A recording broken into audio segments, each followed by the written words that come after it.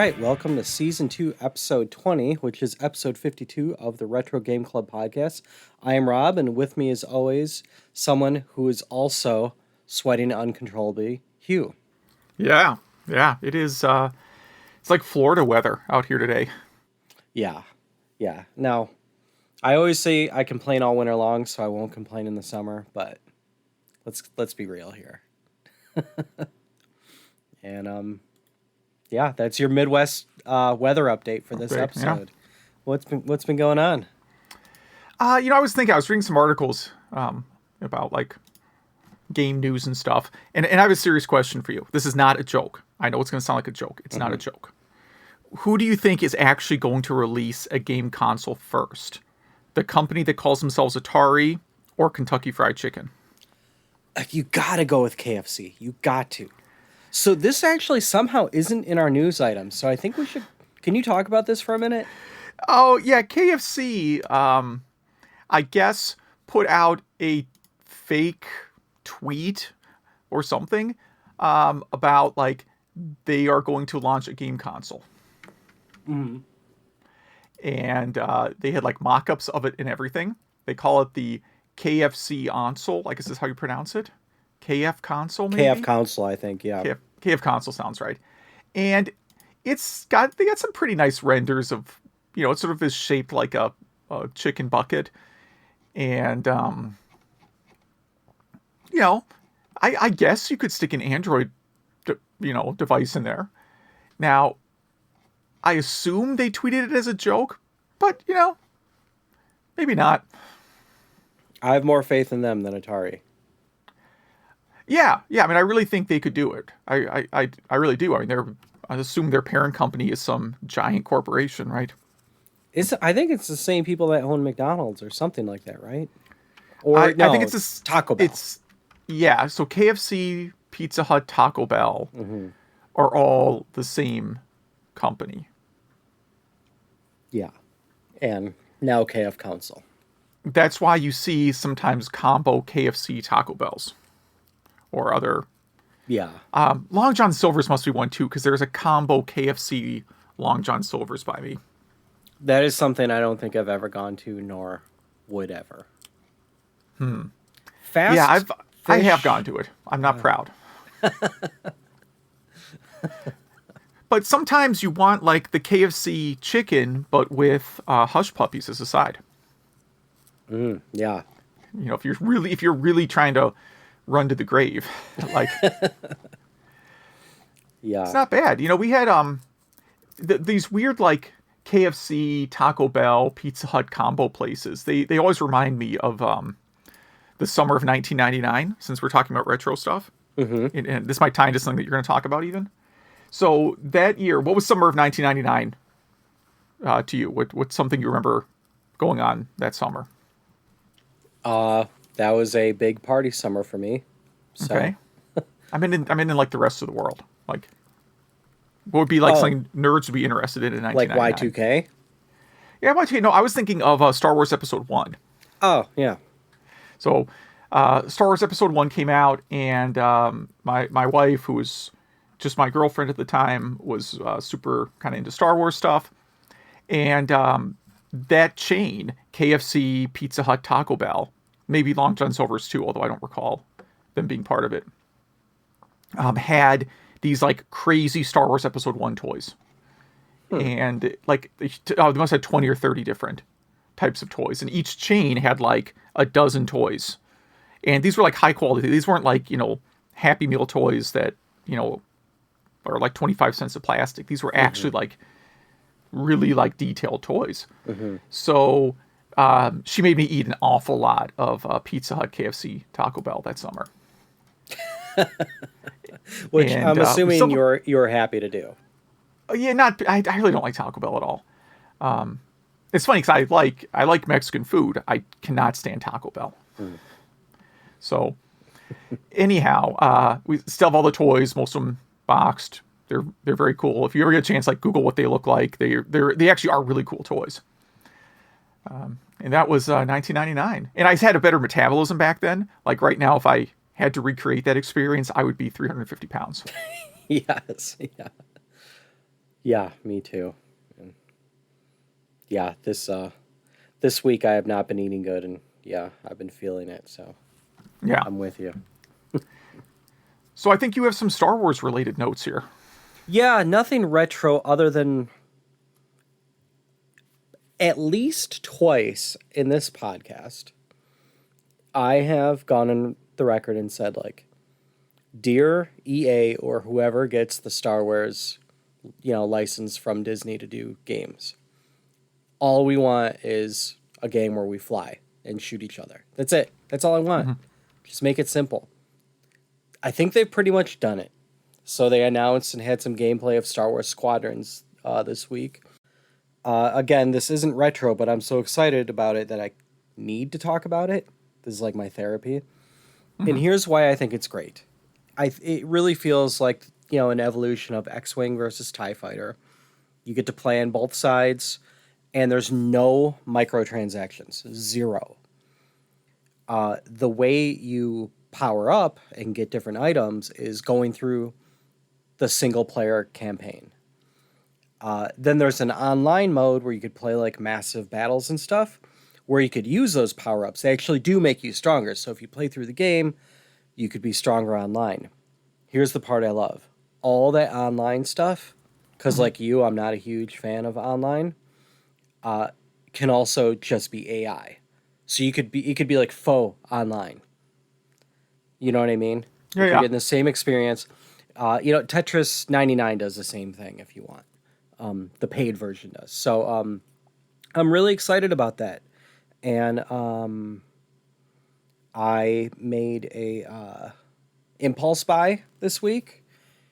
You could pre-order. I don't know. It's not pre-order. It's just limited edition. One Up Arcade made a Star Wars sit-down cab. Star Wars Arcade Mm-hmm. sit-down cab. Of course, it's 3/4 size, so Hugh, you would look like you were sitting in a clown car if you were in that. Yeah, yeah. It'd be like a bumper car kind of Yes, thing. Yeah, yes. I look And like one of those. before I purchased it, there was a pretty big guy. I don't think he's as tall as you. Not that you're like, super tall, but he had one. He sat down in it. I'm like, I could get with that. So yeah, I made that purchase. So that should be here soon. I ordered it to my office because I don't think I have room in my house for it. So my coworkers may benefit from this Oh, purchase. so is this the thing called Star Wars arcade machine with bench they have at Yes. Walmart? Okay. Yes, it's only sold at Walmart, I think. Yeah. It looks like it's just the regular cabinet you already buy, but then with With the a seat. bench. If you could Yes. adjust the length of it, maybe it would work. I don't know. It doesn't look super comfortable. I mean, it looks like the art on it and like stuff looks great, but you have to put like a cushion or something on that seat. Yeah, and so there's I already have a Star Wars arcade cab. Those things are so hard to keep working. Um I don't want to replace it. This has, Star Wars arcade, Empire Strikes Back, and then that not so hot Return of the Jedi one that was kind of in the same cabinet. Yeah, yeah. So yeah, it'll probably sit in a box for a little bit because I'm not going into the office, but I just wanted to get it because I saw that limited edition and I thought, oh, I don't want to miss out on this. Yeah. But yeah, that's about all I got this time. I'm working on some retro projects I'm hoping I'll be able to talk about soon. So we actually have quite a bit of news items. We're actually holding back a few news items for next episode. So yeah, maybe we should dive on in. Yeah. Yeah, I think the biggest like retro gaming news all week really is the Billy Mitchell world records being reinstated by Guinness, although not by Twin Galaxies. And I don't know. I don't care. Yeah, I almost the only reason I put this on here is because we've talked about it before, and I Yeah. didn't want to be not that anyone can say anything about me they like. I have rhino skin. I don't care what people say, but I just didn't want people to think we were like burying a news story or something. Yeah, I guess some new witnesses came out or something like that. Again, who cares? So, Yeah, I mean, the reality is like Guinness basically set the records based on what I think they believe to be live performances with witnesses, and maybe not on the tapes. I don't know. Guinness can do whatever they want. I keep going down with like with the opinion of like he probably set a lot of these records.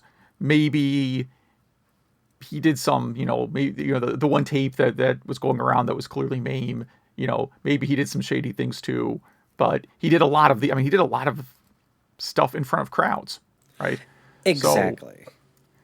So And he probably didn't need to make a MAME recording, but maybe he hit some kind of like wall of what score he could get. I don't know.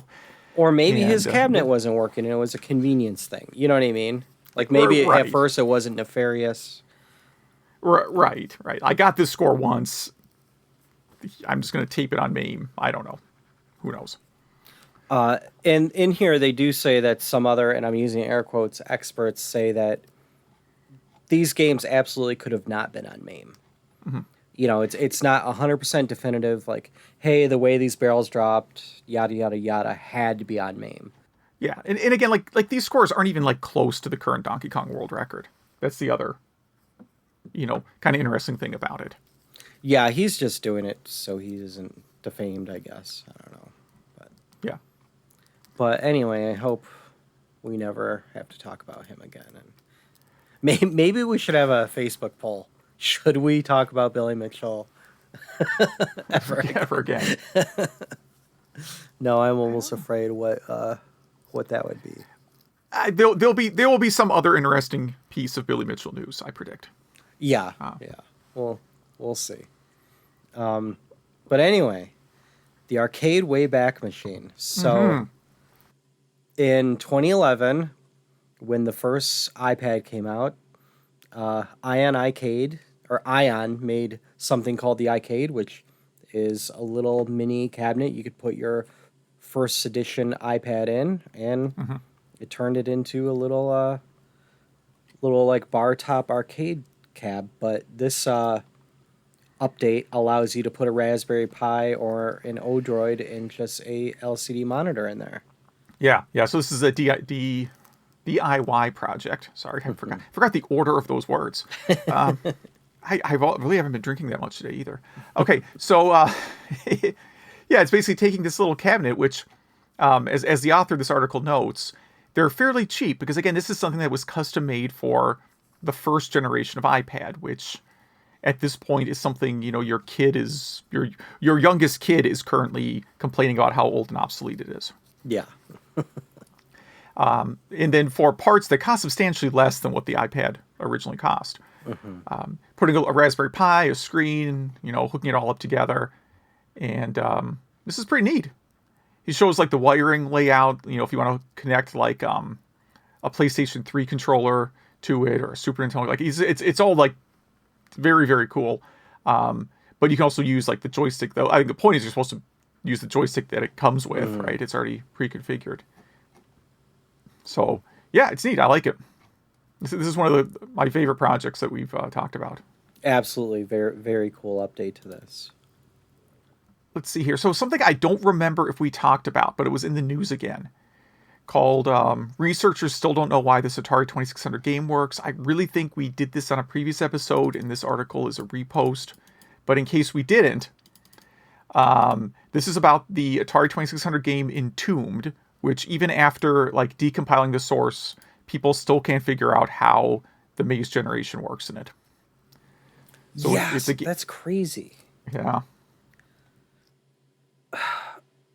I mean, I almost don't understand that. And I'm, as a programmer, not an ASM programmer, but if you decompile something and you are able to read it and understand it, then how do they not know how this works? You know what I mean? Mm-hmm. Right. I mean, the speculation is that the author was in an altered state of mind when he wrote it. Yeah. So I'm going to move on because I do think we talked about it. And yeah, but it feels I don't remember anything we talked about. Yeah. Legacy of the Beast, a port of Shadow of the Beast to Atari 2600. Yeah, this is insane. Yep. Runs on Atari 2600, as well as all 2600 emulators, they say. Yeah, so this is trying to make as accurate as possible Shadow of the Beast port, but since it's a bit different, they called it Legacy of the Beast, right? Yeah. Yeah, I think maybe you don't want to get sued by whoever owns the copyrights for it. Good call. Yeah. Because it's Psygnosis. I think they might be owned by Sony now. Maybe Sony doesn't say. It could be a case where whoever owns Shadow of the Beast doesn't know they own it. Right? There's a lot of games like that. A lot of them, where... Like, on one of these Genesis, the latest Genesis Mini has Herzog's Y on it, right? Or is that... No, I'm asking. Does it? I thought it did. Yeah, or it got a re-release of some kind recently. And part of the delay, my understanding was, they really couldn't figure out who owned the rights to it anymore. So they just had to, call around and... Coming soon, Parallel N64 resolution upscaling. Parallel. It's, for some reason, they have 2 capital L's and then a lowercase l, which looks like an I. Oh, that's a lowercase l. Oh, well, that's confusing. Yes, very confusing, as is almost everything in emulation for some reason. But, this is on Lib Retro, and another N64 emulator update for Parallel. It can now upscale, which this article has a lot of screenshots and GoldenEye. And a YouTube video too. Yeah, Star Fox. It just looks awesome. Yeah, the Ocarina of Time update looks pretty comparable to the 3DS remake. Yeah. Very cool. So, not much more to say about that other than I think if you update your cores now in RetroArch, then you could get this capability. So, oh no, sorry everyone, coming soon. No ETA yet. New kind of, basically, if you're looking for a handheld system to run emulators, there's a new thing out called the ZPG Pro, which I don't know. The button configuration does not look comfortable on this, but I guess maybe it sort of looks like they hacked a PSP apart. And the PSP did not have like the world's greatest D-pad. But it looks like a PSP D-pad, sort of. So there's a few caveats here. One, no, there's no specs yet, not even in the preview video. 2, this project started out on AliExpress, which is the even more, are you really going to get your stuff you ordered Alibaba? It started out with a Sony Xperia Z1 that's like phone, internals of a phone, in some old Vita controls, and they kind of hacked it together.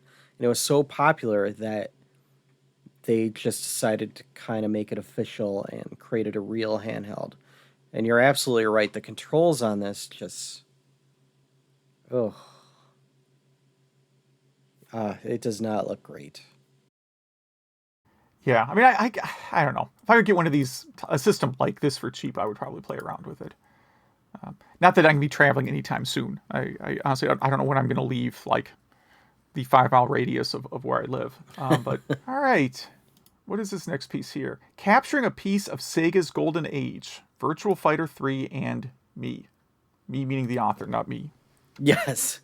Yeah, on Eurogamer.net. This is just a little opinion retrospective piece about how this author just thinks that Virtua Fighter 3, specifically 3, just captured the essence of Sega. And that's really where I want to leave it. It's a good little read. He talks about walking around arcades in Osaka and finding a PC board of Virtua Fighter 3 and just kind of his love for it and why he likes it better than Virtua Fighter 4. So if you're a fan, or if you like reading this sort of thing, I just wanted to throw this in here. Not really news.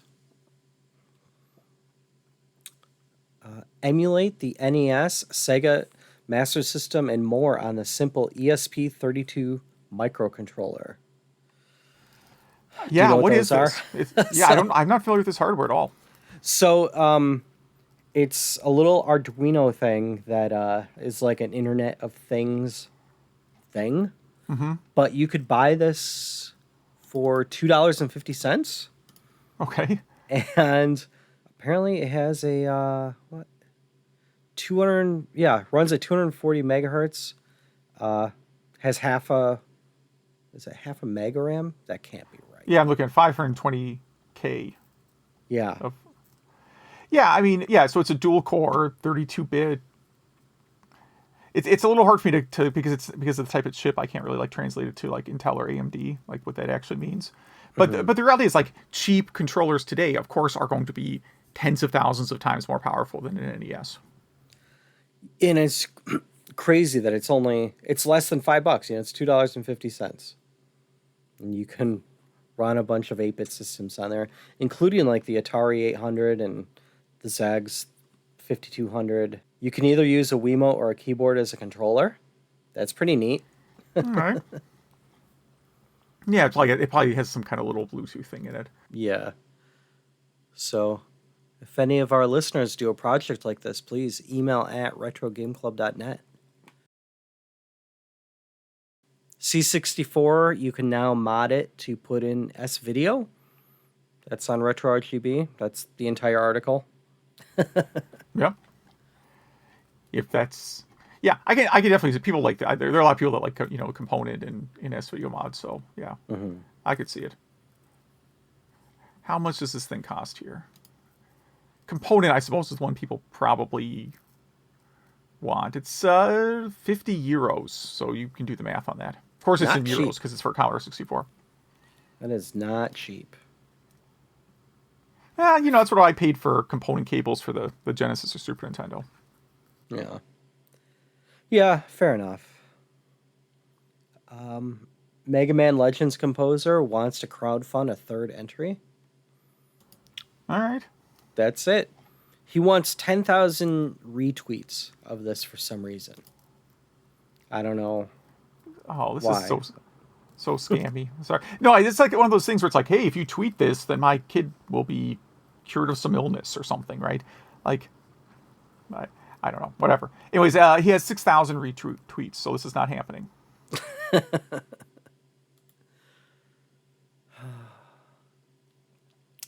Sonic and Knuckles mod keeps getting better and better. This one's pretty neat. So, someone or some people took the Sonic 3 Steam port and decompiled it, or somehow got the source, and created this Air mod. It's called Sonic 3 Air, that does stuff like widescreen, achievements, and stuff like that. And in order to keep it legal, I guess, or at least in that gray area, you have to own that you had to buy this on Steam already, the actual Sonic 3 and Knuckles on Steam. So if it doesn't see that legally purchased, then this will not run, which I think is a pretty good idea.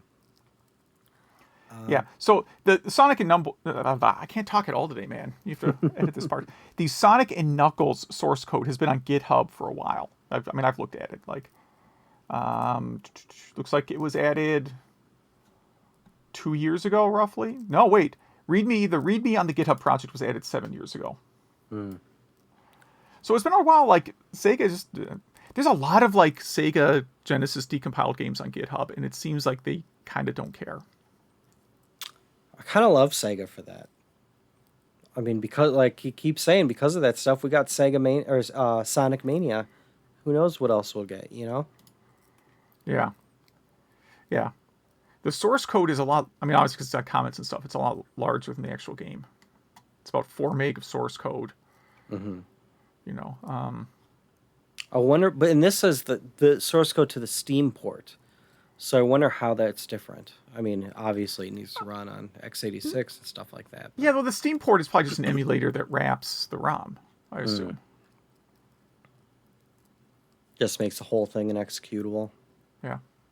Now keep in mind, like I've written ROM hacks that are available on Steam. I didn't post them there. I don't know how that stuff gets there. I'm not getting money for them. I don't know if people are charging money for the ROM hacks I created. If they are, please don't pay for them. But like I have ROM hacks on Steam because like the Sega Genesis collection, whatever it's called on Steam, Sega lets you download hacks for it. I think they're all free. And out of curiosity, I looked to see if some ones I created were on there, and they were. And I'm like, well, I don't open them there. I don't care. Like, go ahead. That's strange. I think someone just went to like romhacking.net and just downloaded a bunch of stuff. Yeah. That's all I can think of. Bandai Namco is bringing its retro collections to the West as Namco Museum Archives. This to me, I saw this. I was hesitant to talk about it because I think it's a bad deal. What's the price of this? Well, the point is it's not a big collection. Like this isn't, I don't know, like back in, I guess, the olden days of PS2, that doesn't seem very old. You would get like a collection of games, like a arcade collection, and there'd be like a lot of games on it. And here, they're really kind of breaking it up into very small packs of games. I noticed that with like Namco Museum on the Switch, just that one, it's like 4 games or something. Mm-hmm. And here, it's like Volume 1, you can get a couple games that are kind of good, and a couple games you probably won't play. So, yeah, it's about 10 games for Volume 1 and Volume 2 each, so like 20 games total. But I just looked on the Microsoft Store. This is on Switch and Xbox and Microsoft Store. $19.99 each. Okay. So it's $40 for 20 Atari games. Yeah, now let's look. So, Namco Museum Archives Volume 2.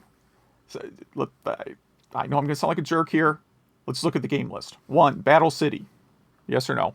No. Dig Dug 2. One of the worst sequels. Dragon Buster 2. Never heard of it. Okay. Galaga 8-bit consoleized version. Yeah, so the NES version, pretty much. NES version of Galaga. Galaga Plus, or GA Plus. Legacy of the Wizard, not to be confused with Falcom game Legacy of the Wizard. Different Legacy of the Wizard. Not Mappy, but Mappy Land. Yeah. Mendel Place, not Pac-Man, but Pac-Land. Rolling Thunder. That one's okay. And Super Xevious.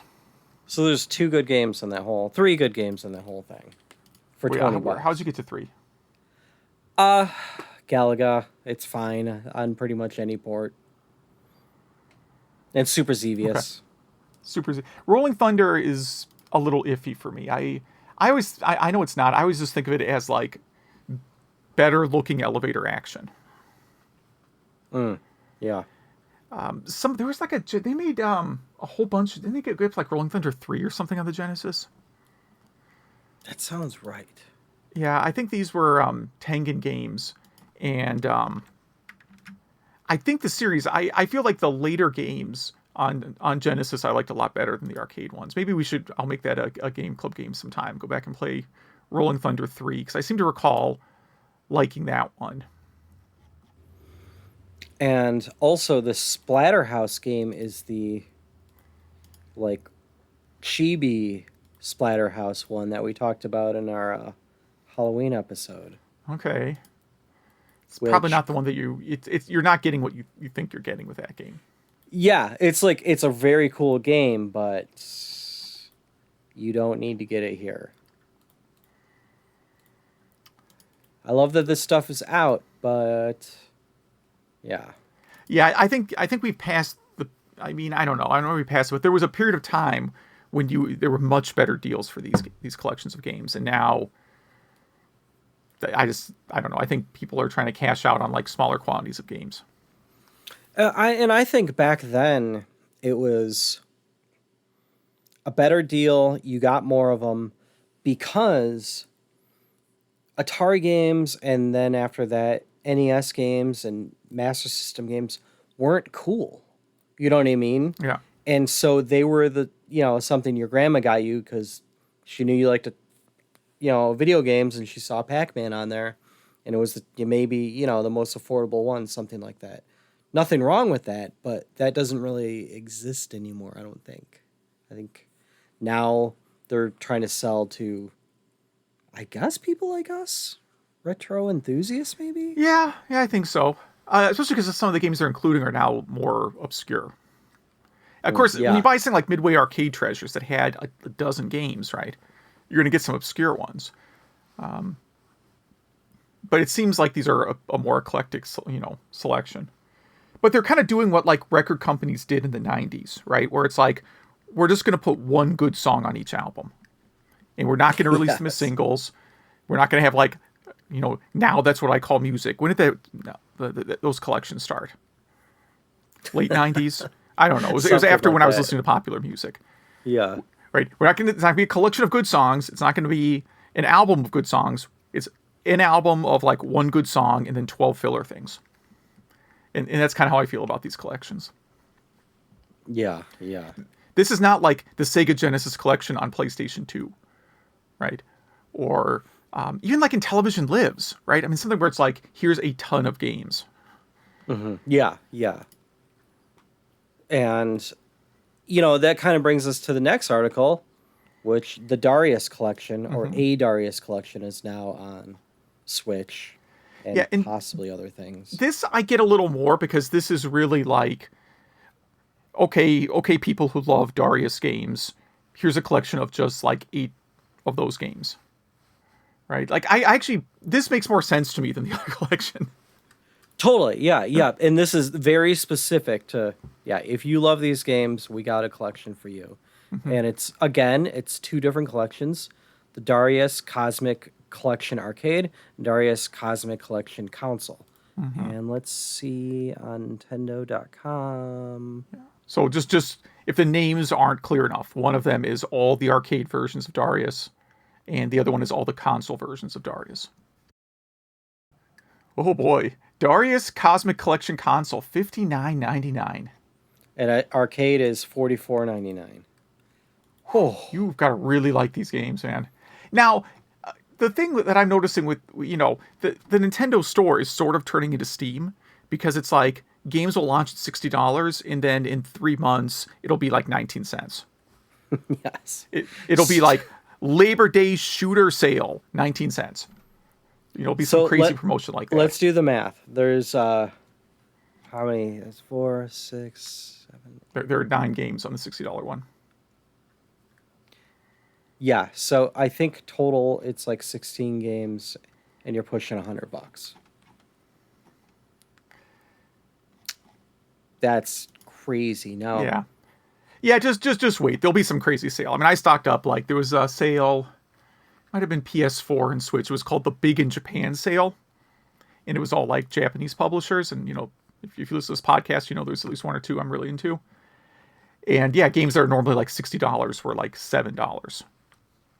This one weekend only, right? So there'll be some sale like that, shooter weekend or something they'll call it. And you need a different name than that. Yeah, that's a bad. it's a bad name. I understand that. Yeah. That'd be a good game title, though. Oh yeah, I can't even imagine the press coverage you would get with a title like that.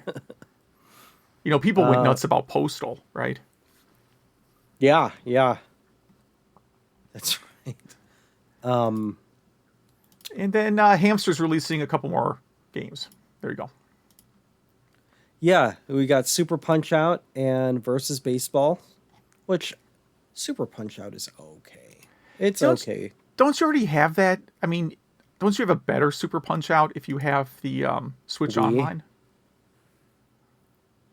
What do you have on Switch Online? You have Super Punch-Out for Super Nintendo. Oh yeah, there would be a little. I don't. I thought for sure that was on there. It's on the Super Nintendo Classic. Maybe I'm confusing the two now. Oh yeah, it's definitely on the SNES Classic. The only this is a serious question. Thing... This is a serious question that I again do not mean as a joke at all, because I take this topic seriously. Like, do you think Punch Out is going to be on Nintendo systems forever, or is that also going to get like a day of reckoning, like a lot of other things are right now?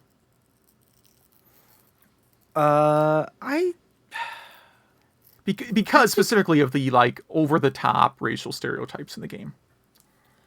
Like is that eventually going to lead to it getting maybe sort of quietly shelved at some point? Or maybe characters could be renamed. I mean, they were already renamed once, right? Right. They replaced Mike Tyson, and you could in theory reskin all the other characters. Basically, every character in the game is a racial stereotype. Well, like, yeah, I mean, Vodka Drunkinsky, wasn't that his name? Winter Soda Popinski. Right, but it's still like people get what that's copying. Like you would really have to do a big overhaul of all of them. Yeah. One kind of cool thing about this is you can, not you, because you have a light, but anyone that has the not light switch could do it in Tate mode, Tate, which is a thing you could buy that puts the Joy-Cons on the side. So it's like a vertical screen at that point. So you could do the two screens on top of each other. And that's actually a cool mode for vertical shooters, but you really don't need that for Punch-Out. And then what else we have here? Oh, yeah, and then the last story here, Hamster just released its 100th port for Switch with Sunset Riders. So congrats to them. I'm telling you, I would love to get a Hamster developer to interview on this show. If any of our listeners has any hookup, please let us know. Because they just port so much stuff. I would love to know part of their process. But that is the news. Yeah. All right, and let's jump into an interview here, and here we go. All right, we're gonna start an interview here with Dan Hess, and let me just, before I introduce him, let me just say how we met. So it was 1996. I was working in a music store, music instrument store in Rochester, Michigan, and in walks a guy. He was probably looking for keyboard stuff, maybe some computer card stuff, and computer audio card stuff. And somehow he mentions that he just finished doing the music for a new Pilot Wings game. And of course, I was 18 at the time, and I did everything I could for him to be my friend. So that's all it took back then. Exactly. Yeah. A love for music and video games. So, Dan, thanks for joining us. I haven't talked to you probably in 8 years. It's been a while, bud. I mean, what I remember more our time working down at Harmony Park. Yeah. You and I did some stuff with the Tops and a few other people. Yeah. But welcome to the show, and thanks for being on. And thanks for having me. So let's dive in. How did you get hooked up with doing Nintendo 64 sound effects and music? Well, it's kind of a long, convoluted story. You want to hear the story? You want the short version? We could start with the short version. I'm sure we'll ask questions about it. I was a video game nut as a kid as well. Me and my best friend swore we were going to build video games together. We're talking, when we say video games, mostly I'm talking arcade games. So this is like early 80s, late 70s. We're just pumping quarters into machines and thinking this is what we wanted to do with our lives, right? And I was, of course, always, my first love was music. And from that, being a piano player, loved synthesizers. And I'm into, at 13 or 14, I had my first synthesizer and staying up with headphones all night, programming my synthesizer. And that turned into fiddling around with more computer-generated electronics, right? All music-based. So by the late 80s, I've already got, 8-10 years experience, right, of doing this stuff. And my best friend went away and got a degree in computer graphics, which is, at that time, there was only 2 schools in the whole country that even taught it, right? Mm-hmm. So he comes out fresh out of college and gets swooped up by a company down in Dallas, and he's doing flight simulators. And they start working on a massive military bid under Ford Aerospace. And he called me one day. He said, these guys are clueless down here on the audio because we have an archaic sound system for this multi-million-dollar sound system. He goes, I really think you should talk to these guys. And I was just a kid. I didn't have the confidence, right? I thought, well, they must know more than I do. He goes, trust me, it's ridiculous what we're doing down here. Please let me just have you call into a conference call. I said, all right. So sure enough, he was right. These guys didn't know what they were doing with audio. And after a back and forth conversation, they basically asked me if I'd come on and help guide them through this process. And I just was not prepared for this, mentally thinking there's no way I could do this.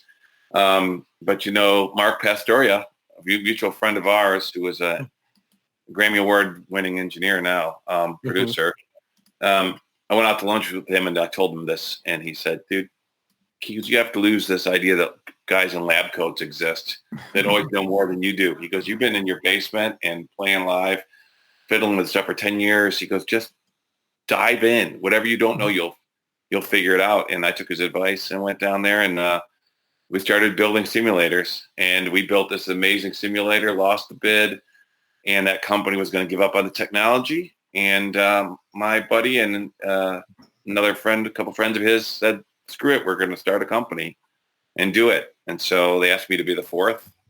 My wife wasn't thrilled, didn't want to move to Dallas. But we built that company, became Paradigm Simulation.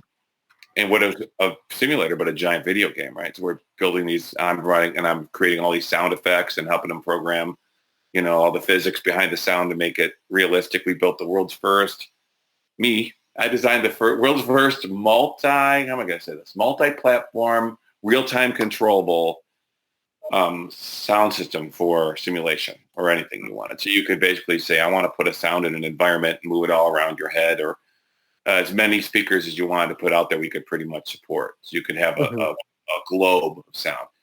So that was their first product to market, this simulator sound system, and it took off for them. And I'd say 4 or 5, maybe 6 years went by, and Nintendo calls.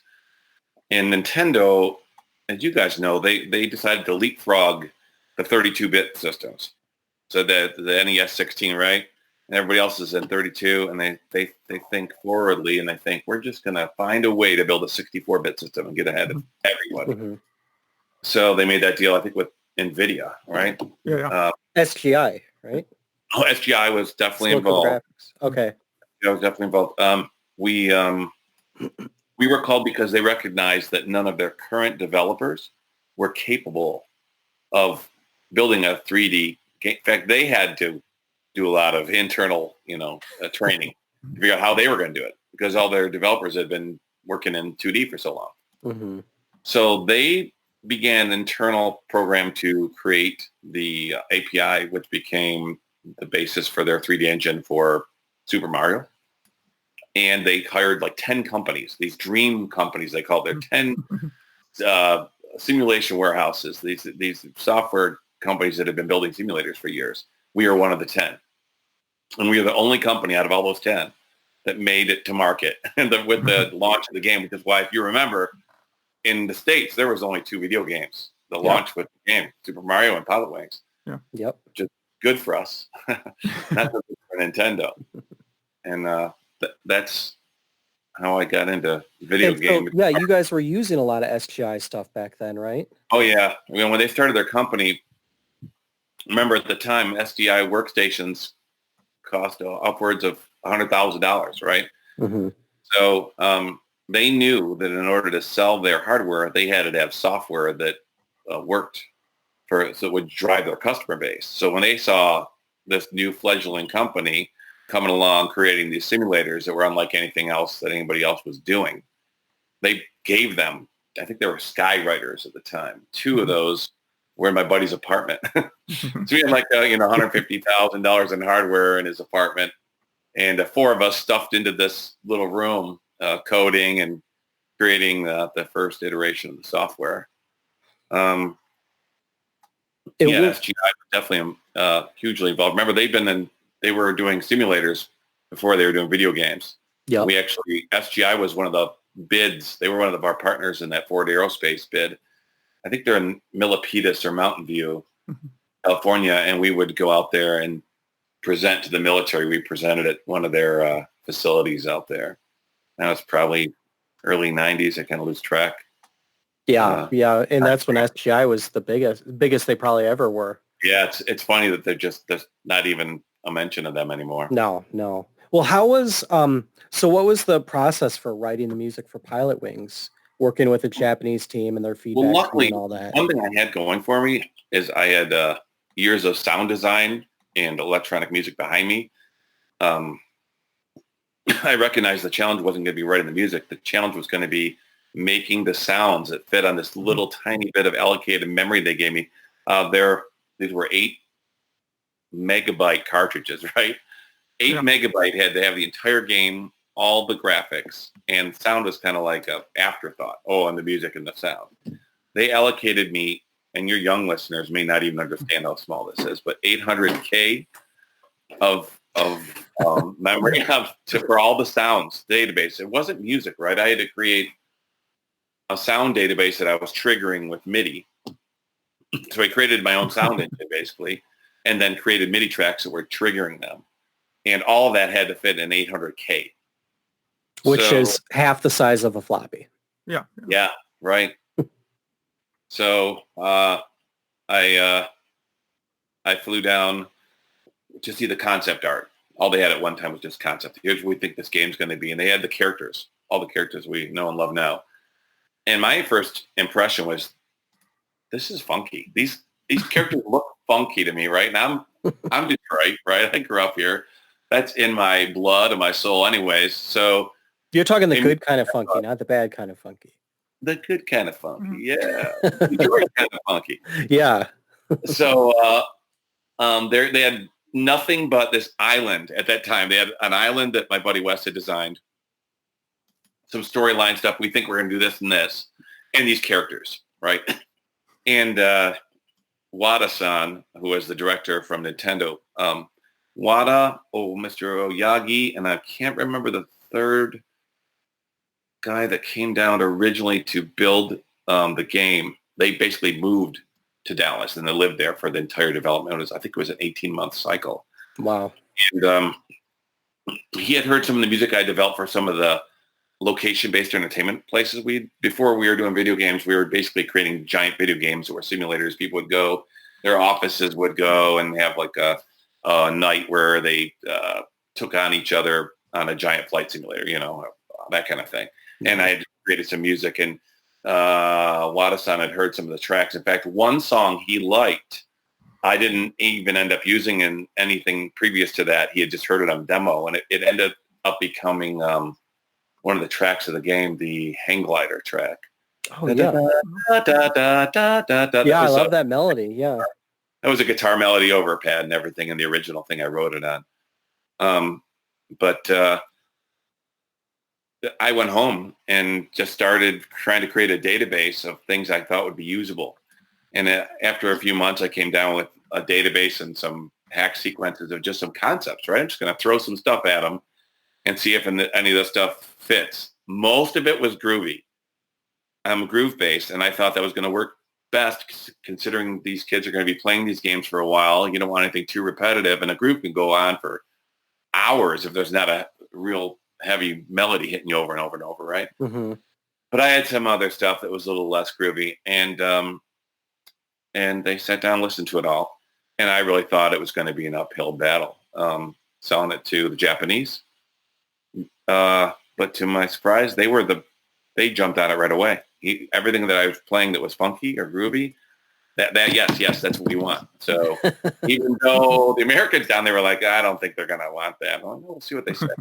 So the process is go home. While I was down there, they showed me more of their concept art and some of the things were working and got a little better idea. We started to make a list of what tracks I had to create for what parts of the game. And I went home and just started, creating these things, as many as I could. And eventually I just had to move down there. And because your interface, it's a daily thing. Things are changing.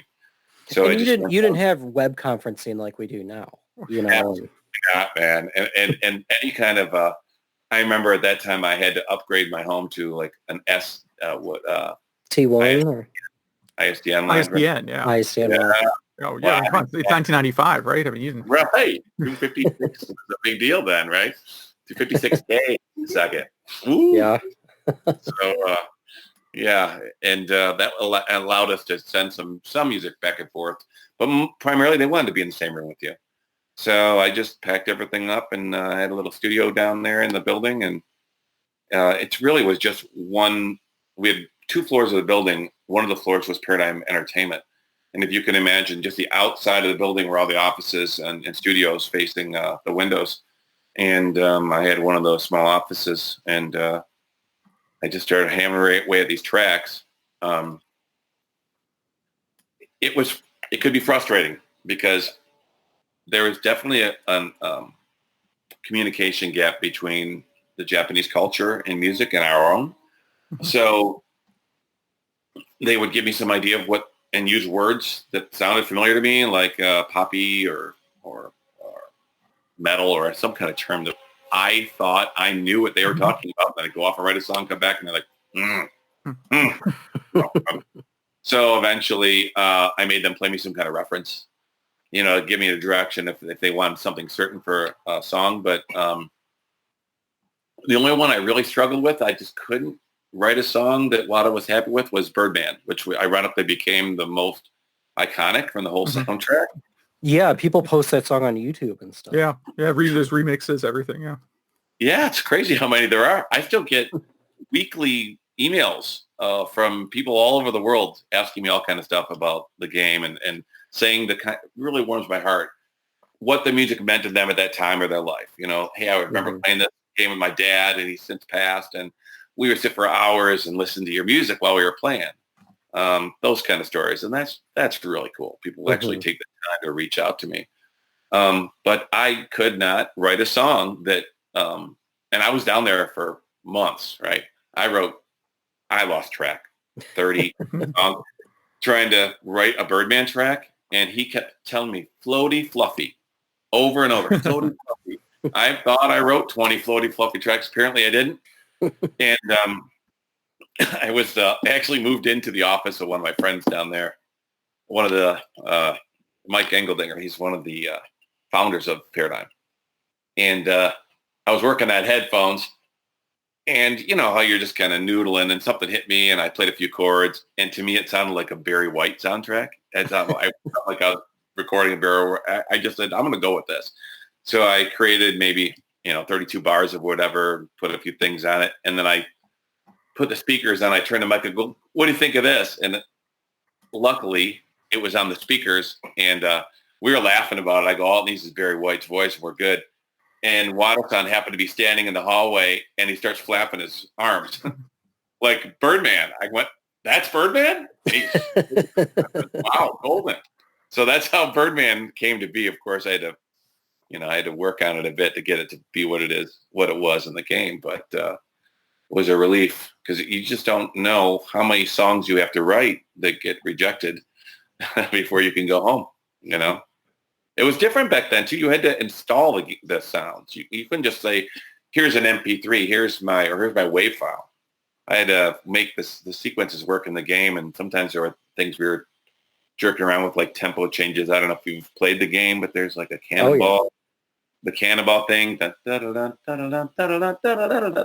it speeds up as you're going, and then so the tempo is constantly changing. That's all programming. I'm interfacing with the programmers at that point, saying, I would like this to happen, So you're down there working with the team. And it was really campy, man. As the game got closer and closer, Nintendo was on our backs about schedule. And we kept sucking more resources from the entertainment, the simulation side into entertainment, because we had to meet these deadlines. And I was living down there, my son was sitting over here. He was yet to be born. But my eldest son was 7 years old, and my wife was holding the fort at home. And, those weeks, you know what it's like. You got your son, you imagine or your child, I didn't know, son, daughter, Rob? Both.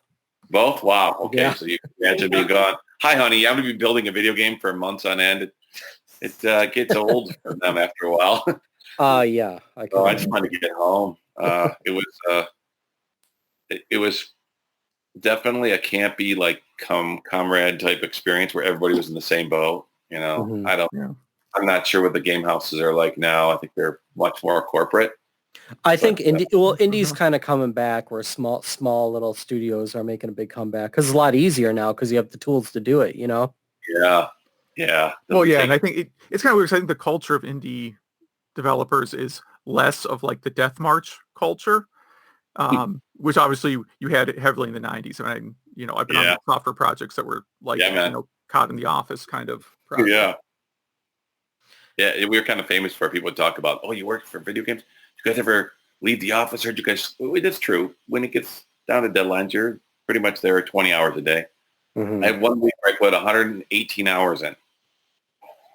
That was a different game. That was a different Nintendo game. But I you think were there. almost anything in entertainment's like that. When we were doing music, you and I, and Yeah. uh, anytime the auto show was around or like when the Super Bowl came to Detroit, I lived at that I literally lived there for weeks at a time. But Yeah, I man. didn't have a kid or a wife or anything, so Yeah, yeah. it was a Different. party for me. Yeah, but here you were chasing like a console launch and Christmas season, like, Yes. yeah, awful. You can imagine the pressure from Nintendo. And they were sticking their necks out too because they were creating something that hadn't been created to that point, at that price point. Um, they took a big risk. And as the other teams, it really became difficult when Nintendo realized one by one the other companies were bowing out, saying, we're not going to get this on time. So when it got down to just us, all of their focus was on us. You couldn't fail. Yeah. Yeah. It would not be. No, that's why Paradigm Entertainment kept sucking up more people from Paradigm Simulation. Hey, we're taking you here for a while. And while the managers downstairs and in the simulation were screaming about it, the priority was get this thing done and get it done on time. And after that, how long after that did you start on? It was F1 Grand Prix you did also, right? Yeah, I think before that, there was going to be a Pilot Wings 2. And I started working on that for a while, and then Nintendo scrapped it. So I'd say it was late 97. Yeah, late 97. I started working on Formula One World Grand Prix. Okay. Uh, that was, Yeah, how was and that that one different? it was different because I wasn't doing just the music. I was doing the sound effects too. Oh, geez. And that was another challenge. I got a little more memory on the on the cartridge this time because of the sound effects, less because of the music.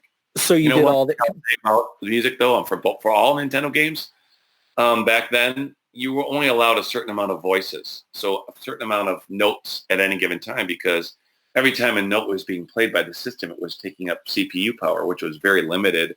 They were much more concerned about frame rate and the graphics, right? So other than Birdman, Mhm. I played that Birdman track as it was the day that Wada liked it. And I said, look, that's many more voices than I can take these things out, but it's not going to be as rich. And there's some things I can do to kind of cheat it. But I said, if I understand this correctly, this Birdman thing, there's no goals these kids have to achieve, right? They can just fly around, right? He goes, yeah, it's less graphically intense. I go, good. Then give me like 4 more voices. We'll make this thing sound lush. But that was a concern back then. You couldn't just play a bunch of notes and fill it up. You had to keep four to six voices max. Mhm. That's including any drums you had going on. So Formula One World Grand Prix came up, and Video Systems, I think, was the company out of Japan that hired Paradigm to be the developer. So the producers are Video Systems, third party, not dealing directly with the Nintendo anymore. And they told me they wanted like hard rock guitars.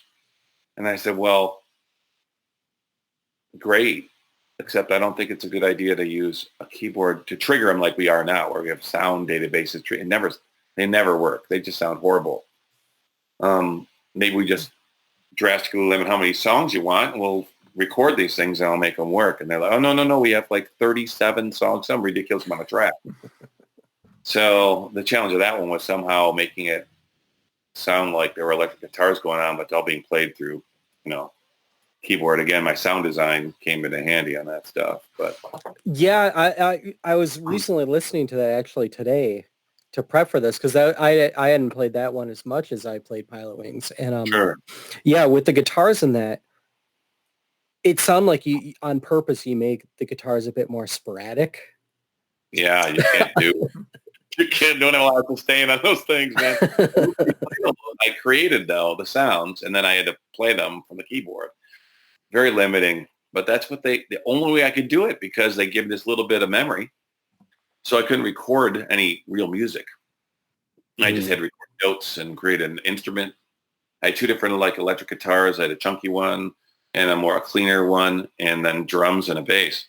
The one thing that still bothers me about that soundtrack, and I mean it bothers me, is I was assigned an engineer, a software engineer who was going to be the guy that implemented my music and my sound effects. I won't say his name. And no way people can find you, so that's all right. Okay. Oh my God. He was involved in some outside projects at the time. He was like a theater guy, and he was producing a play, which is great. We all have the things we like to do, but when you're doing a video game and he also had a family, there is no time for anything else. You know, when crunch time comes, you're there minimally 12 hours a day. So, and I don't care if you do those things, as long as you get your work done, more power to you. But I kept having problems. Things were just not working. And the one thing that to this day, two things about that game drive me crazy. A lot of my notes are missing. Things I played, never played. There are literally notes in my soundtrack that just drop. And because of a software bug? Yeah, it ended up being a software bug that the next guy that came in found in the first day of his job. And I kept telling this guy, look, I'm telling you, I've done all my testing. It's definitely your engine is the problem. My events, tracks are working great. Except when I put them in the game, you're dropping some of these hits. They're just not making it through. So he kept telling me he was going to get to it, and he never. To this day, all my turnarounds, there's a like a turn on like that. The bass does with the drums, and it's about There's three of those notes that are just thrown out. So if I hear that thing, it drives me crazy on my turnaround. Like, that and if you've ever played the game. It had remember, we were a simulation company, so this was like bread and butter for me. So I created this big database of all these different sounds depending on what surface you were driving over, a bump sound. So if you bump another car at 5 miles per hour, it's going to sound a lot different than 25 or 35, right? It depends on if your tires hit, it's got a different sound than if metal to metal, and if you can imagine all the surfaces there are in the game. I had dozens and dozens of these sound effects, all depending on what surface you were on, how fast you were going, your velocity, right? And I gave him this giant spreadsheet and said, look, this is how I want them triggered. Right up to the last week, I had to leave. I'm like, Jason, I'm hearing the same damn, it sounds like a trash can. Sound like you're bumping into a trash can. Every time you hit anything on the track, you need to fix this. You need to fix. Oh, I'll get to it. Well, he never got to it. So if you ever played that game, don't blame me that it sounds like you're hitting a trash can every time you call it. A name that I'm not going to utter. It's on him. Wow. That's got to be frustrating. Yeah. How did you go about creating sounds like that? Like, what was your process to create, the sound of the road or bump? I would remember I went out with the field recorder. We used a lot of PZM microphones at the time because they were inexpensive. I had one good condenser, and we would just layer them. I just go out and. Oh, so those are actual samples. All samples. Yeah. Oh. And some of the stuff I couldn't crash cars, so I would get creative. I'd pull from documentaries and I mix things together. And we had a lot of stuff given to us from Formula One. Some source came with the license. You pay an enormous fee, right, to be able to use Formula One via their logo. So with that comes some rights to some data. So there was some, you know what? There were some CDs I bought, some sound effects CDs that were specifically Formula One. I got some stuff off that too. I whatever I could get it from, right? You just sound design. You build things, throw them together, and use your sound design skills to create what you're looking for. Yeah, I had a year basically to do it, so That's cool. It was interesting. It was fun, actually. That was a fun one. My buddy literally traveled all over the world to all these different courses to get images he would use because he built the visual database. It was his primary. Like the crowd and the scenery. So everything. Every berm, every chicane, it had to be just like the actual track. And I'm actually really proud of that game as a whole. And it wasn't not that it wasn't well received here. It just wasn't really received here because God bless America, they don't really give a crap about Formula One. Right? I think it's one of the best. I mean, the audio I think is great, but I do think it's one of the best looking games on N64. Yeah, I think so too.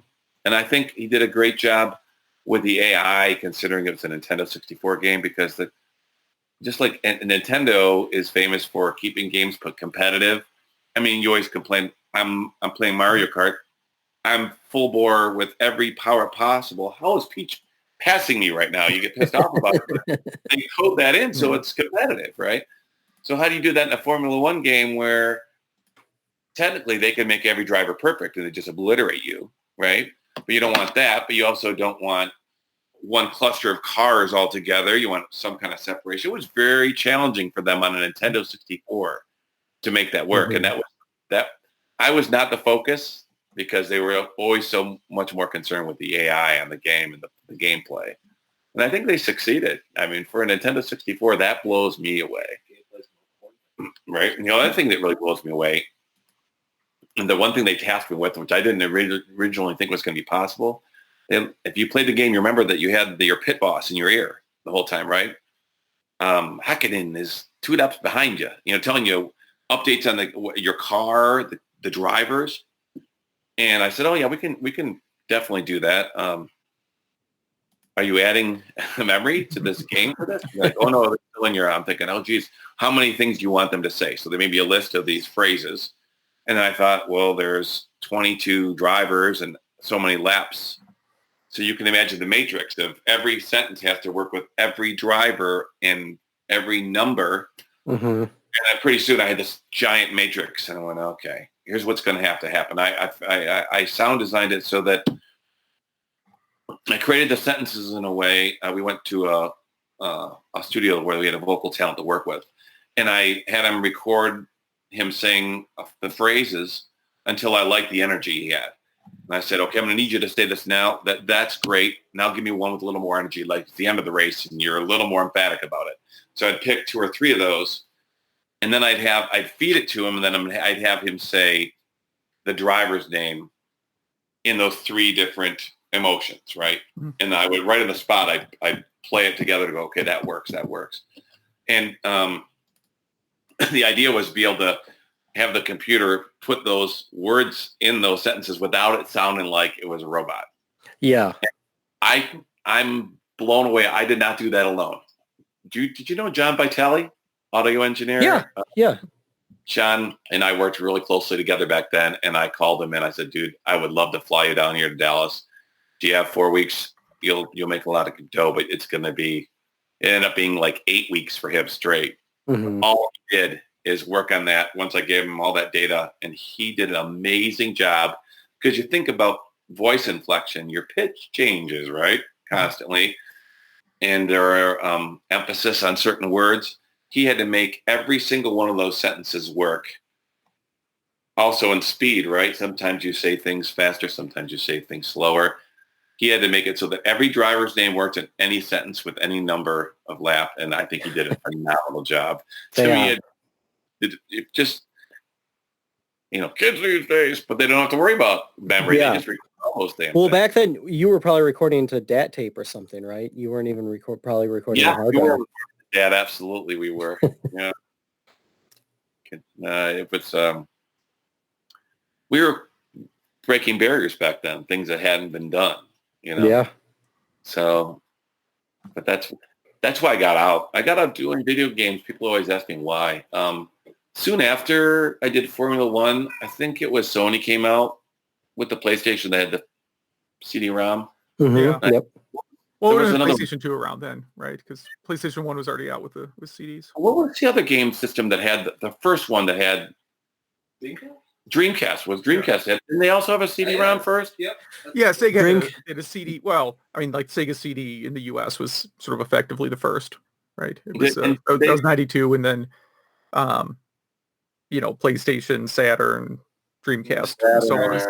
Yes. But N64 is like the last of that group to come out, and then Dreamcast was like was the first thing after the N64, and then PS2 after that.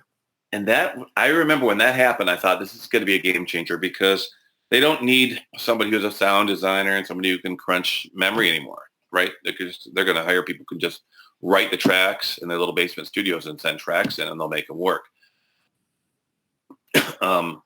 At least that's what I initially thought. Then I thought, well, no, because you need to be down there integrating this music because there's going to be scene changes. The music has to change seamlessly. So it has to be written in a way that can happen. And you have to work with the coders and be on site to make sure all that happens. Mm-hmm. So I did bid on another game. I remember I did a bid just after Formula One. It was Spy Hunter, which was a game I grew up playing in the arcades. And my buddy, Wes Hoffman, was the director on it. And he really wanted to do it. I did a bid. And then the president, they hired the president who ran the company, Dave Gatchell, called me. And I knew Dave well. He's like, man, we want to use you on this, but we got some much smaller bids. I go, I'm sure you did. Because these people have no idea what they're walking into. They think they're going to send you music and then they're done. He goes, yeah. He goes, but we're going to have to really look at this. And I said, well, if you're asking me to modify my bid, I'm not, because I know what it takes. They basically make you sign on the contract that says you will do whatever it takes to finish this contract. I know what that means because I've done it several times for them. And you had kids by you're right. You had kids by then. You didn't need that. Yes. And I knew these kids coming in who were just trying to get in the game, get in this market. We're going to be putting all these bids out thinking, okay, I'm going to spend a few months handling my tracks and move on to the next game. Well, you can't do that with a video game. Mm-hmm. And I told them that. And Dave made the decision and went with somebody else. Flash forward about 8-10 months, and he's calling me, yeah, you were right. He doesn't want to, we have his tracks. They're not working in the game. He doesn't want to come here and help us. He doesn't want to do any rewrites. I'm like, what do you tell me? He said, we want to bring you down here and make this work. And I went, Dave, I love you, but I'm not doing that because it's got to be painful, man. Next time I make a bid, that should be in your mind. I did not go down there. And I was also on the road at the time, taking a tour with Robert Bradley and the Blackwater Surprise. I don't know if you remember that band, but, and working on a 3D company of my own at that time. So I was less inclined to jump in. Speaking of your music, we do have to mention what you're probably always bored of talking about. What are Star you, the Search. Star Search. God. Yeah. I forgot about that until today, actually. Yeah. So yeah, just so our listeners know that you were the band on Star Search that beat Beyonce. We beat Beyonce. We did do that. And, because the Sam Bowie of Star Search, if you will. Yeah. Yeah, exactly. It actually was a great time. They called us. I was in a band called Skeleton Crew at the time. And the first few messages they left on our answering machine, we thought was somebody messing with us. So we didn't return them. Because Star Search was the biggest thing on TV at that time. But we thought it was hokey. Mm-hmm. You know, we were an acoustic band. We were an acoustic rock band, though. We were looking to get a recording contract. We weren't looking to go on to a TV show. Yeah. And we really didn't think it was going to help us get a recording contract. So we were already talking to the labels, and this Marilyn Fisher got hired by Star Search to save the show because they had only done talent searches in New York and LA for so long they'd kind of exhausted what was going on. And the show was nosediving. Mm-hmm. So when we finally called her back and we apologized, we really didn't think it was Star Search calling us. She got all the guys, all of her band on a call, and she said, look, she goes, you think this show is hokey, don't you? And we said, yeah. She goes, I get it. She goes, how many of your friends do you think watch Star Search? We're like, yeah, nobody. Right. She goes, if you don't want them to know, do you think people that you know are going to be watching the show that you're going to think that, boy, I'm so embarrassed I'm on Star Search? She goes, trust me when I tell you, this is going to be a fun experience for you. So the worst thing that happens is you guys come down here. You're down here for 4 or 5 days at Disney World, all expenses paid. We put the red carpet out for you. Go anywhere you want, anytime you want, eat anything you want, and bring whoever, bring a friend, a significant other, wife, whoever you want to bring. And at the end of 4 or 5 days, you lose, you go home. And we were like on the fence then. And she says, look, when's the last time you guys all went on a vacation together? No, your bands never do that. She goes, let it be on us. So she kind of gave us the hard sell. She goes, I've had your CD. She goes, do you remember Dick Williams? I think it was Dick. He was a producer in town. No, I don't know him. Dick gave me your CD. Otherwise, I wouldn't even know. The CD at the time was just a demo we did at the White Room studio. Mm-hmm. And she said, it had to come out of my car since I got it. She goes, you tell me to sing any one of those songs. She goes, I'll sing it for you right now. So she was very charming. She charmed us into it, and we ended up doing it. So that's cool. Great experience. Who knew that Beyonce was going to become this, mega star? Yeah, Netflix specials and all that. HBO Dave Chappelle was on specials. the show, too. Dave was maybe 18 or 19 years old with us. We hung out with Dave at the pool at night. Justin Timberlake was 10 years old. He's doing country songs, and he was on the show at the time. Oh, Beth Hart. Do you guys remember Beth Hart? She's still out there. No. Google some Beth Hart. I just saw her a couple years ago playing with Jeff Beck, singing for Jeff Beck at one of Clapton's Crossroads festivals. She's a badass, and she was on with us at the same time. So we did have a good time, but we were down there for 7 weeks because we kept winning. So eventually we had to come home, so it kind of worked out. We eventually lost and got to come home. It was great. It was a good experience. Great memories, great story for everyone else. Thanks for bringing that one up, Rob. Yeah. So bringing it to the present, is there anything you want to plug that you're doing now? I'm pretty excited I'm back in sound design again, and I haven't been building sound libraries since the 90s. John Vitale and I had a company where we basically created a whole sound library of keyboards, drums, and bass, all stuff that was like 60s and 70s fat for all the keyboards that were available back then. But there was no internet, right? We were selling through magazines. Everything was too expensive, so we got out. Now, it's the whole world, right? Anybody with a computer or the phone can trigger sounds and make music. So I went and got a contract for a company called Slate Digital. They're pretty much the de facto standard of drum sampling in the industry for drum replacement. And Al Sutton and I, do you know Al? Rust Belt Studio. He produced Greta Van Fleet, got a Grammy for it last year, but he's been working with Kid Rock for years and so many great bands in the Detroit area and internationally. And he and I are creating a drum library. It's a 2-year project. It's killing me, but it's a labor of love. So that should be out by the end of the year. So, nice. So I'm pretty excited about it. So we'll be hearing it in some TikTok videos or something. You're right. I do some kind of promotional for that stuff eventually. This is obviously a retro game kind of book club. So our listeners will pick 2 games each week, and our listeners will play them and then email us or Facebook us some feedback and stories on it. So is there a game you would like to pick? Anything older than 20 years? Huh? Oh, Jam and Earl, hands down, either one or two. Most amazing soundtracks ever produced on a video game, especially considering it was on a Sega Genesis. Unbelievable achievement, music and sound design. And that's all coming out, that little chip on that thing. That guy had to make those sounds. What's his name? I know. If you want less than 800K. There's a podcast called The Retro Hour, and they interview him. So if you want a great interview about that game, highly recommend it. Absolutely. I'm definitely looking that up. He's like my idol. Everybody always asks me who I think is somebody that I look up to. That's the guy. Yeah, I think he's still doing it. I think he just released a new game. Yeah, I reached out to him on LinkedIn, I think, and there was a new Toe Jam and Earl game that came out for the Switch, but I don't know if he did the music for it or not, because I haven't heard the soundtrack. Huh. I couldn't tell you. Yeah, that game blew me away.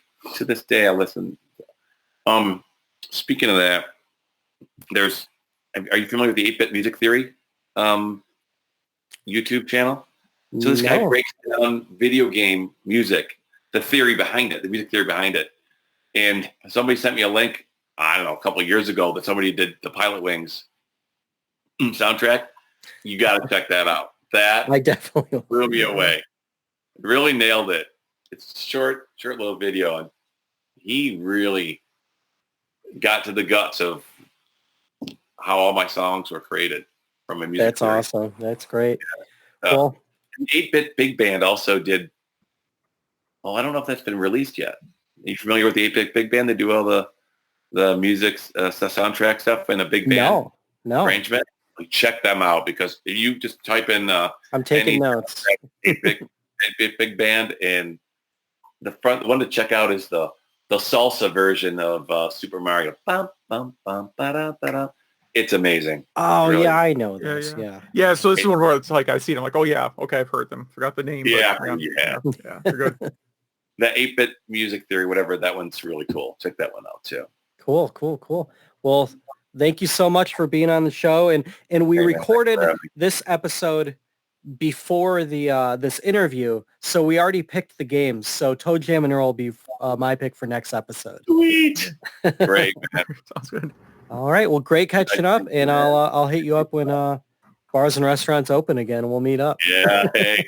All right, I'll talk soon. Take care, guys. Yep. All right, well, thank you very much. And yeah, I guess it's game club time. Yeah, let's go. All right, well, I did Stunt Race FX, a 1994 release for the SNES.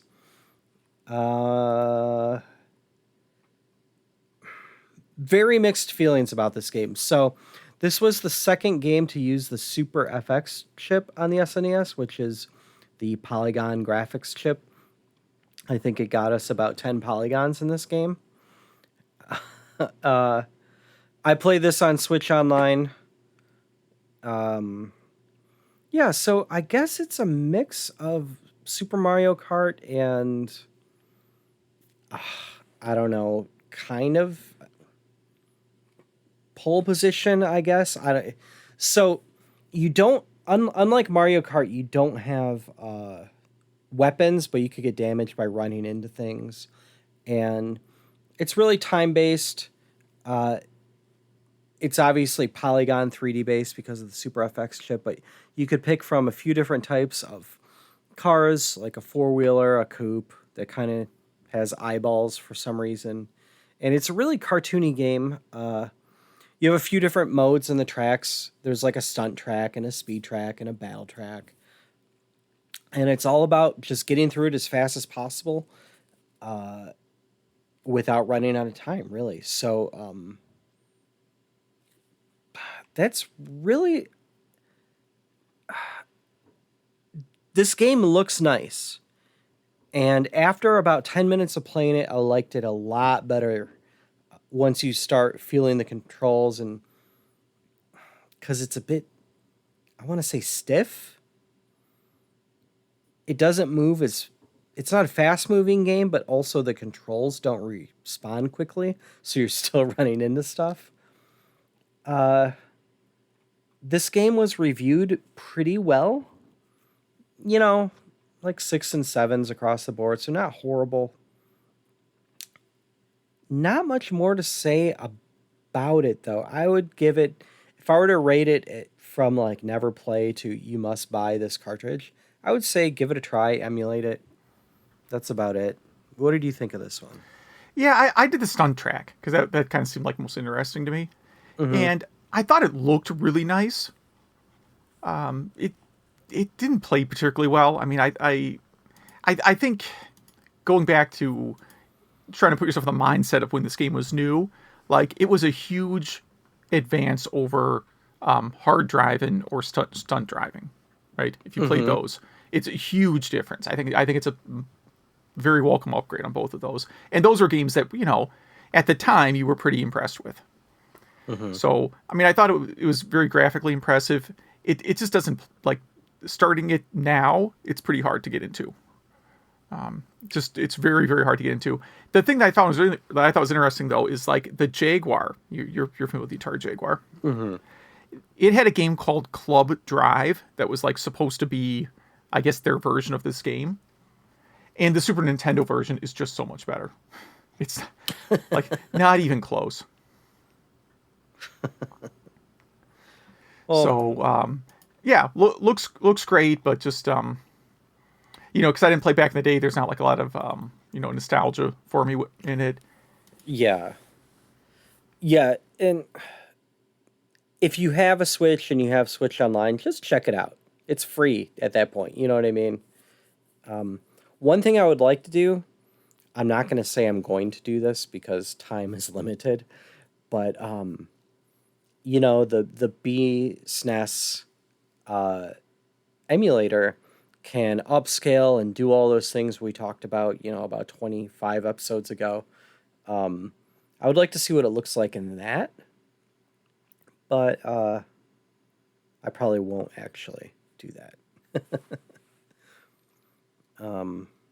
But yeah, so that is Super Stunt Race, or sorry, that is Super Race FX for the SNES. So yeah, let's jump to your game. Yeah, so I did Donkey Kong Jr. That's another one I played on the Switch because it's convenient. Yeah, lots of other good ports of this one. So on the Switch, it's obviously the NES port, which is a very good one. And yeah, I mean, I definitely like the game. I'm not very good at it. I can clear it one or two times, and then as it gets more difficult, I'm pretty much done for. But what I liked about it is like how good of an upgrade it was over Donkey Kong. Like Donkey Kong's a great game, but now you have like new, like kind of new mechanics and like new, just entirely new stage types. Like you're out of this like urban setting, and now it's like you're going through the jungle. Somehow you're going through like an electric field. Like it's just like different. It's just like completely different environments. You know, two of them definitely jungle themed, and then I guess the last two are Mario's secret lab. Is that what I assume that's what's happening. He's dragging Donkey Kong back to his lab dungeon. And yeah, it's really great. The key screen, whatever that one's called, the key stage. Yeah, that's the one where like after two or three times, it's just too much. There's just too many things coming at you. Yeah, I think that's my favorite stage too. Yeah, it's a great stage. So it's definitely a great stage, but it's really, really difficult after a while.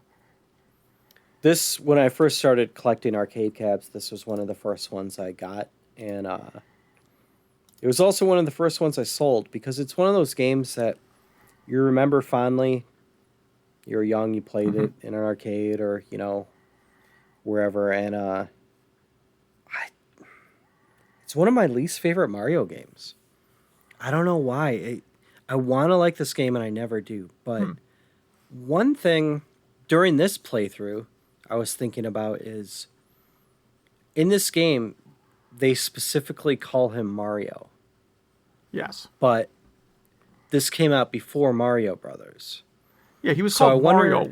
He was called Mario and Donkey Kong in the US. Oh, really? It wasn't just Jumpman? No, he was definitely Mario in the US. Okay. I have scans of newspapers from like 1982 that will confirm that. Okay.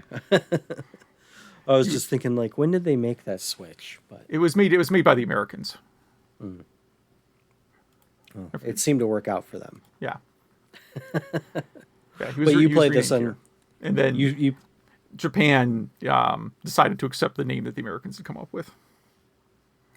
Yeah. I mean, like overall, I like the game. It maybe isn't something I can play for more than 10 minutes.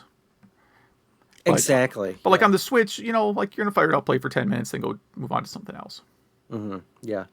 Again, it's there. It's free if you've paid for the online service. Yeah. Now the first version I played would probably have been the Intellivision version, which is not good. Really? No. I don't remember that version. Yeah, you could do a good version on the Intellivision. They did not. Like, right, because the Intellivision is hardware-wise, hardware-wise certainly can do a good port. Maybe there's, I guess if I looked around, probably someone's done like an unlicensed version that's good. But the actual licensed version was pretty garbage. Well, all right. If any of our listeners have played any of those games, email at retrogameclub.net. I'm going to stay on topic from our topic, and I'm going to choose Pilot Wing 64 for our next game. All right. I'm going to go with Streets of Rage 2. Nice. Mostly because it's a long-winded story, but I've been listening to a lot of, I'm working from home, so I pretty much have music on in the background all the time, and this one comes up a lot. That's the short version of the story. Nice. Well, I'm sure we'll hear the longer version when we actually talk about the game. Yeah, or I'll forget about it, one or the other. But it ends up pretty heavy rotation on my playlist. Nice. Should we dive into some emails here? Yeah, we got a few here. So I'll start with the one from Majors, talking about how confusing the RAM card for the Sega Saturn is and the difference between the RAM card and then the cart used to save games. And I agree. He also worked the Saturn launch and definitely also had many customers that thought the Saturn cartridge slot was to play Genesis games. No, that would have been a good idea, but did not happen. Yeah. He also worked the PlayStation 1 launch as well.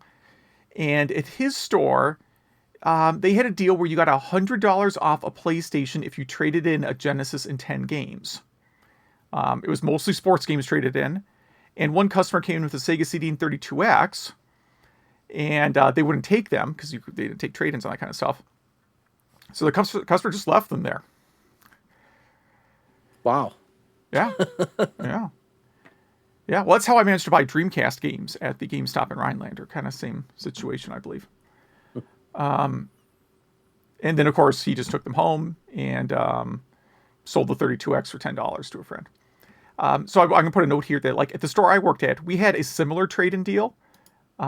It was a much, much worse deal, though. So when the PlayStation Center came out, we started having these, like, promotions to basically unload previous gen hardware. So we had this deal where you would trade in 10 games for 16-bit or higher systems. Not NES games. NES games did not count. Mm-hmm. So if you trade in 10 games, you would get a free Genesis, 32X, Sega CD, or Game Gear. So the deal essentially amounted to, like, trade in 10 Genesis games, get a free Genesis. Which is the most confusing deal of all time. Now, trade in 10 Genesis games, get a free 32X. Okay, I kind of get that. Once the Saturn's out, I kind of don't get doing it. Or trade 10 Super Nintendo games and get a Genesis if you don't have one. I don't think we had a single customer take advantage of this deal. Now, the value of the deal isn't bad. It's just the items you're trading in that doesn't make sense. It doesn't. Exactly. It doesn't make sense. Right. So, again, I think it was, oh no, how are we going to get rid of all this old Sega hardware? It was the mindset behind that one. Did, sorry to go off on a tangent here. Did the Sega CD or the 32X come with a game? The Sega CD came with Sewer Shark as a pack-in. And then there was a version that I believe also had Tomcat Alley as a pack-in. Okay. I can look here at some of the. I was just thinking because you would also be getting at least one game back with the 10 games you. Yeah. Now the 32X never had a pack-in game, unless some stores did some kind of promotion that I don't remember. But there were pretty much no pack-in games ever for the 32X, even in later days. Like the very, very first model of Sega CD came with like a bunch of sampler discs. And it came with the CD. So the very, very, very first one, the tray, the older style one, you got Sherlock Holmes, and then like some samplers, and then a collection of like 5 Genesis games on a CD. Not with CD audio. It was just ROMs on a CD. Okay. And then when they redesigned it, Sewer Shark became the pack-in, and then Tomcat Alley was like the last pack-in for it. Okay. So that would have been. Yeah, the system was kind of dying at that point, and Tomcat Alley, I guess, was a good upgrade. And in this deal, the fine print, you can't do Sega CD or 32X games. Yeah, we would have taken it. Yeah, we would have done it. We would have done it for you. So that's the other thing. Like, we had sort of like when the trade-in thing started, there weren't SKUs for trade-in games. It was really weird. Like, they didn't have. It was just like one SKU number for Sega Genesis game, another SKU for like Super Nintendo game. Eventually, they started coming up with SKUs for individual games, so they could track, which games were actually selling and was it overstock of and all that stuff, right? But they still kept the generic ones around in case someone traded in a game that like we had never seen before. I don't know how that would happen, but I guess it could happen. And if people brought in 32X games and they were like a regular customer, we would take them. We would just take them under a generic SKU. Nice. Yeah. I mean, that's, I'd probably still be pretty good at running a store like that. I mean, other than I would hate it and be miserable and be making $7.50 an hour. Like, other than all those problems with it. So mentioned with the PlayStation 1 RF adapter, there was a local mom and pop store that was open on Christmas and apparently had RF adapters and had apparently in his town a complete monopoly on the RF adapter market for PlayStation. And then Zombie Revenge. He at one point owned a Zombie Revenge arcade cabinet, but mainly got it for the cabinet and not the game. It uses analog sticks, so it was semi-dedicated, but he ended up selling the game in sticks so he could convert the cabinet back to a more standard configuration. And similar games to it are Demolish Fist and a Thomas Wave. Okay, I don't know that game, but if you like Zombie Revenge, it's a system like Naomi or CPS2. You know what I mean? Yeah. Let's see. Joe writes in to talk about the PlayStation launch. He got it shortly after launch with the long box Twisted Metal, and he played the demo disc that came with the PlayStation a lot. It had Need for Speed and Die Hard Trilogy on it. He said he didn't use it that often. It took him a while to buy a memory card. Yeah, it's true, because when you're a kid, or I'm assuming, you don't just have a drawer full of memory cards like you do now. For the PlayStation 2 launch, he remembers guys at school saying they would have skipped school if they were able to get a launch PS2. But the only game that impressed them was The Bouncer, which is a beat-em-up from Squaresoft. I never heard of this game. Yeah, Googling it right now. Yeah. Never heard of it. Never. It sounds like a basketball game. Fantasy Zone and Space Harrier being in the same universe. Apparently, Opa from Fantasy Zone makes a cameo in the Space Harrier game Planet Harriers. And then there's an unreleased PC Engine game, Space Fantasy Zone, that has elements of both series.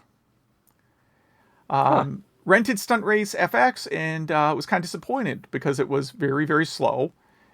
And the bigger issue is the small viewport that makes it tough to see upcoming turns when you're racing. Yes. He thinks it's overdue for a remake, though. So I agree.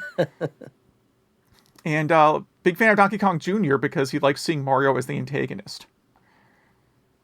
And Yes. he's still, when he goes back to play it now, it's a little challenging because the mechanics are so different than Mario Brothers and Super Mario Brothers. Mm-hmm. Yeah, your jump, despite being a chimpanzee, you cannot jump as well as Mario and Super Mario Brothers. Yeah, and in those Donkey Kong games too, yeah, your jump, it doesn't arc as far as it seems like it would. You start falling straight down much quicker than you think you should. Very frustrating. Eric from the Pacific Northwest writes in, I was talking about, he's saying Rob, was talking about the GDEMU and the Phobie for Saturn. And he wonders if I tried the USB GD-ROM yet, and if I had any thoughts. He keeps thinking about his broken Dreamcast neither getting a GDMU or a USB GD-ROM or the Terra Onion mode. I would go with the mode because it supports way more ISO formats like BenQ and stuff like that, where the GDEMU and the USB GD-ROM are much more picky, and that's my advice to you, is just go with the Terra Onion. And if you do, he's also asking, there are clones of the GDEMU out there, and he's asking, if you went that route, would you go with the clone or the original? I would definitely say wait for an original if you want to go with the GDEMU. I say wait because he only makes them a few times a year. Only because, like, the clones are literally clones. Like, yeah, the guy who created the GDEMU, he's probably not creating it, with a Sega license and stuff like that. No. It's definitely in a not so legal area. But at the same time, all these people that are selling clones, that's literally what they're doing. They're taking, like, this guy spent all this time making something pretty cool, and these people just copied it. So I definitely wouldn't give those people your money. But yeah, go with the Terra Onion. And question of the week, what's the best looking retro hardware? And he's going to say the Genesis or the Dreamcast. And he thanks us again for the PSIO.